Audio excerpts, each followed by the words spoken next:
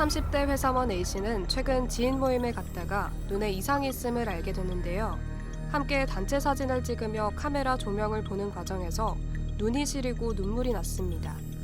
평소 콘택트 렌즈를 착용하다 보니 종종 이물감과 뻑뻑함을 느끼긴 했지만 시리고 눈물이 나는 것은 처음이었던 A씨는 병원을 찾았고 검사를 통해 안구건조증을 진단받았습니다.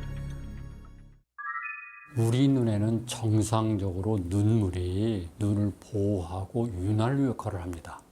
이런 눈물 자체는 단순히 한 층으로 구성되어 있지 않고 세 층으로 구성되어 있는데 가장 거층이 지질층, 물 성분이 수성층 또는 점액층으로 구성되어 있어요. 그래서 흔히들 눈물하면 슬플 때나 아플 때만 눈물 흐른다고 생각하는데 정상적으로 항상 일정하게 흐르고 밖으로 배출되게 되어 있습니다. 그런데 이런 눈물이 여러 가지 원인에 의해서 생성이 잘 안 되는 경우가 있거나 또는 일정한 기간에 눈 안에 머물러 있어야 되는데 빨리 증발하는 병을 안구건조증이라고 얘기합니다. 안구건조증은 증상의 정도에 따라 4단계로 나뉩니다. 보통 2에서 3단계는 뿌옇게 보이거나 초점이 잘 안 맞는 것 같은 시력 저하가 일시적으로 나타날 수 있는데요. 하지만 이런 증상은 적절히 치료받으면 대부분 시력이 돌아옵니다. 하지만 4단계 이상 증상이 심하면 드물게 시력이 돌아오지 않는 경우도 있습니다. 안구건조증이 오랫동안 방치하게 되면 눈을 보호하는 필름 역할을 하는 눈물이 부족하기 때문에 그 부위를 통해서 세균이 쉽게 침입할 수 있습니다. 또 하나는 각막에 손상을 일으켜서 각막 궤양 같은 병도 생길 수 있고요. 또 하나 안구건조증 증상은 상당히 좀 불편합니다. 잘 보이지 않고 시야도 흐리고 조금 눈도 찌르고 오랫동안 뭐를 집중해서 할 수가 없거든요. 그래서 오랫동안 안구건조증이 있으신 분들은 집중을 하기가 좀 어렵습니다. 그래서 스트레스가 많아서 생활의 질도 떨어지고 어떤 분들 스트레스를 많이 받고 그래서 단순히 눈물이 부족한 안구건조증이라 이렇게 쉽게 생각하시는데 반드시 치료를 하셔야 합니다. 방치하게 되면 오히려 여러 가지 문제들이 많이 발생하게 됩니다. 건강보험 심사평가원에 따르면 2022년 안구건조증으로 진단받은 환자는 약 240만 명이 됩니다.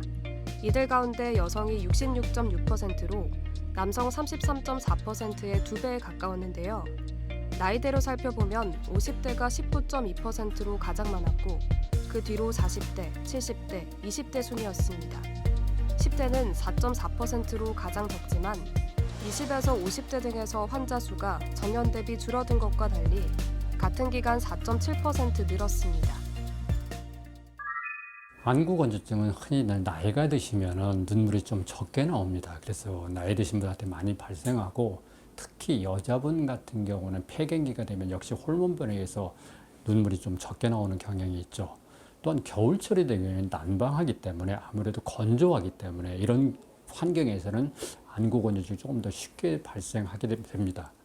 현대인한테 가장 문제가 되는 건 핸드폰 또는 디지털 기계, TV 이런 시청을 많이 하게 되면 아무래도 안구건조증이 더 쉽게 잘 발생하죠. 또한 약을 드시는 분들, 항히스타민제나 또는 우울증 여러 가지 약에 의해서도 이런 안구건조증이 잘 발생합니다. 안구건조증 발생 원인은 상당히 다양하기 때문에 흔히들 그냥 내가 별 문제 없는데 생겼다 생각할 게 아니라 이런 걸 피할 수 있으면 피해야 되니까 원인을 정확하게 찾아보셔야 됩니다.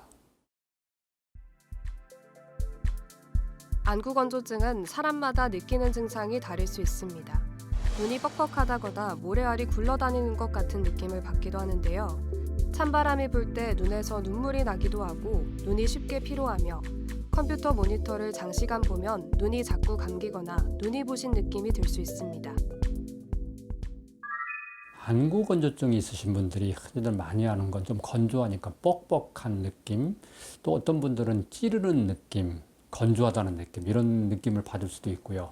조금 이게 좀 심해지면 눈에 충혈되고 눈이 아파서 눈을 뜨기가 힘들다 이런 분들은 대부분 안구건조증에서 각막까지 침범하신 분들이거든요.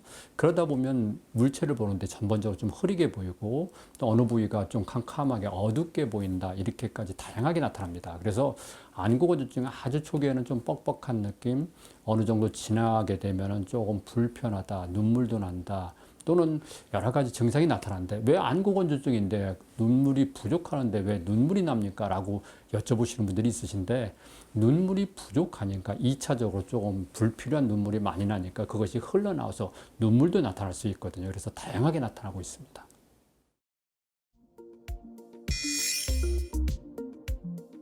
안구건조증을 진단하기 위해서 눈물의 안정성에 대한 검사를 가장 먼저 합니다.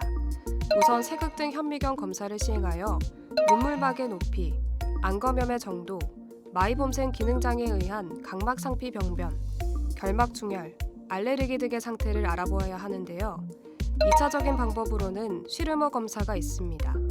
이는 누액 부족 건성안의 더 정확한 검사인데요.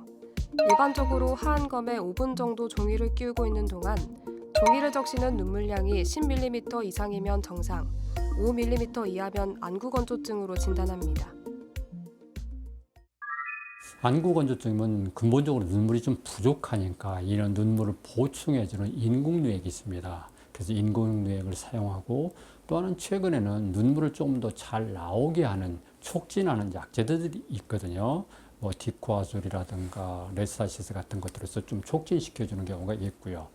또 하나는 눈물 성분이 단순히 물 성분이 아니라 눈꺼풀에 있는 눈꺼풀 염증일 때 좀 문제가 생기니까 좀 마사지를 해서 그곳에서 마이보맨 그랜드에서 좀 잘 나오게 하는 마사지하는 방법도 있고 또 하나 중요한 것은 원이 되는 걸 가능한 피해 줘야 됩니다. 그래서 흔히들 겨울철에 난방을 많이 트시는데 어느 정도 습도를 뭐 5, 60도 해주셔서 퍼센트 정도 해주셔서 안구건조증이 있으신 분들은 눈의 증발을 막아줘야 되거든요. 그래서 이런 경우는 좀 해주시고 또 하나는 여자분들 같은 경우는 샤워하고 머리 말릴 때 헤어드라이 했을 때 눈에 직접 가지 않도록 좀 주의를 해주시는 것도 중요합니다.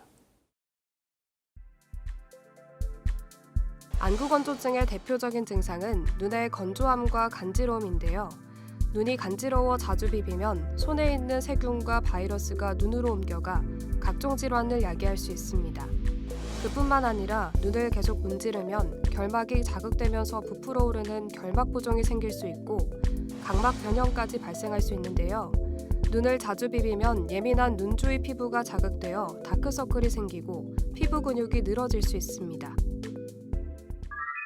눈이 가려우면 흔히들 비비시는데요. 절대 비비시면 안 됩니다. 그 이유 중에 하나가 비비게 되면 눈 안에 있는 항히스타민이 더 많이 나오거든요. 그렇기 때문에 절대 비비시면 안 되고 단순히 안약을 써야죠. 항히스타민제는 안약을 쓰셔야 되는데 흔히들 집에 없잖아요.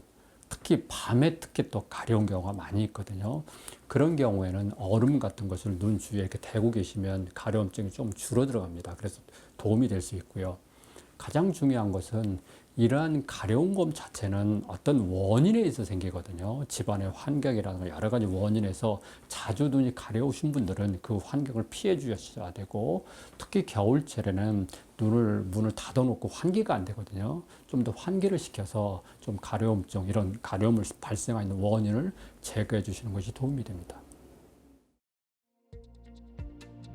대부분의 안구 건조증에서는 약물 치료보다 생활 환경과 생활 습관의 개선을 통한 예방이 중요합니다. 먼저 안구 건조증을 악화시키는 요인을 피해야 하는데요. 자극성 눈 화장품이나 세면용품, 겨울철 아파트와 같이 건조하고 밀폐된 공간에 오래 있으면서 환기를 소홀히 하는 경우 등이 대표적입니다. 현대인들한테는 안구 건조증이 좀 많이 있거든요. 그 이유 중에 하나가 핸드폰 또는 TV 화면 너무 오래 많이 보시거든요. 그렇게 많이 보실 때는 인공누액을 사용하고 보셔야지 너무 오래 보시지 말고 어느 정도 보신 다음에 좀 휴식을 취하시는 게 좋겠고요. 두 번째는 환경입니다. 겨울철에 특히 환경, 습도 항상 유지를 잘 해주시고 또한 흡연하고 하시는 분들 또는 음주하시는 분들 몸이 피로하면 안구건조증이 훨씬 심해지거든요. 그래서 어느 정도 몸 건강 유지해 주시는 거 특히 여자분들 같은 경우 화장하실 때 눈 주위에 화장품이 들어가는 경우가 있거든요. 흔히들 안과 오셔서 저는 안구건조증에서 절대 눈 화장하지 않습니다라고 얘기하시고 기계로 들여다보고 보여드리면은 저렇게 많은 화장품이 내 눈에 들어갔나요? 저는 분명히 눈 화장 안 했는데요 라고 하시는데 화장품 자체가 눈 주변에 하시면 눈에 들어갈 수 있거든요. 그러면 안구건조증 있으신 분들이 좀 더 증상이 심해지시니까 그런 것들을 조금 주의해 주셔야 됩니다. 여기서 잠깐 잘못된 의학 상식을 바로잡아 건강도 지키고 상식도 키우는 Yes or No. 인공 눈물을 자주 사용하면 내성이 생긴다는데 사실인가요? 흔히들 인공누액을 자주 많이 사용하십시오라고 하면은 이거 내성 생기는 게 아닙니까라고 여쭤보시는데 그렇지는 않습니다. 왜냐하면 인공누액 자체는 화학 성분이 아니기 때문에 자주 사용하셔도 됩니다. 다만 문제가 되는 게 일회용이 있고요. 용기에 담아 있는 게 있습니다. 그래서 병에 돼 있는 것은 방부제가 들어가 있거든요. 그래서 방부제 자체를 너무 많이 써야 된다. 하루에 4번 이상 써야 된다면은 반드시 일회용으로 바꾸셔서 방부제가 없는 인공누액을 사용하셔야 됩니다. 잘못된 의학 상식 깨치기 Yes or No. 두 번째. 모니터의 전자파를 차단하면 눈의 피로와 안구 건조증을 줄일 수 있나요? 흔히들 핸드폰이나 전자기기에서 전자파가 나오지 않나, 그래서 눈에 해롭고 문제가 생기는 게 아닌가라고 생각하시는데, 일반적으로 우리나라나 전 세계적으로 나오는 기구에서는 전자파가 대부분 차단되는 걸로 되어 있습니다. 그래서 전자파는 크게 걱정하지 않으신데, 그런데 눈을 핸드폰이라 뭐 여러 가지 뭐 모니터를 보면은 눈이 피로하지 않나, 가장 문제가 되는 건 오래 봐서 그렇습니다. 그런데 오래 보더라도 좀 주의를 하시면서 오래 보면 됩니다. 그래서 핸드폰이나 뭘 보실 때 오래 어쩔 수 없이 보여야 되는 경우에는 인공누액을 사용하시고요. 인공누액이 없는 경우도 있습니다. 그러면은 의식적으로 눈을 깜빡이는 횟수를 좀 자주 하세요. 그래서 눈물을 일정하게 각막을 덮어주는 역할을 해주면 오히려 이와 같은 불편감을 좀 줄일 수 있습니다. 안구 건조증은 그 원인이 다양하고 불분명합니다. 대부분 흔한 증상이라고 치부하고 치료하지 않고 넘어가려 하지만 실제로는 삶의 질을 크게 떨어뜨리는 질환인데요. 무엇보다 안구 건조증의 원인을 제대로 파악하고 효과적인 치료를 위해 전문적인 진단과 상세한 검사가 필요하겠습니다. 겨울철에는 집안 환경 자체를 어느 정도 습도 유지해 주고, 특히 안구 건조증 있으신 분들은 저녁에 주무실 때 습도 유지하기가 어려우시면은 물수건 또는 수건 같은 걸 좀 널어놓고 온 습도를 좀 유지하시는 게 중요하겠고요. 이런 환경을 개선시키고 여러 가지 조건을 해주셔야만이 안구 건조증이 심한 것을 막아낼 수 있거든요. 그래서 본인이 안구 건조 있으신 분들은 이렇게 핸드폰 보는 거, 집안 환경, 특히 젊으신 분들, 컨택렌즈 끼시는 분들 오랫동안 끼지 않으시고 어쩔 수 없이 컨택렌즈를 사용하셔야 된다면 중간에라도 일회용 인공누액을 사용하셔야 됩니다.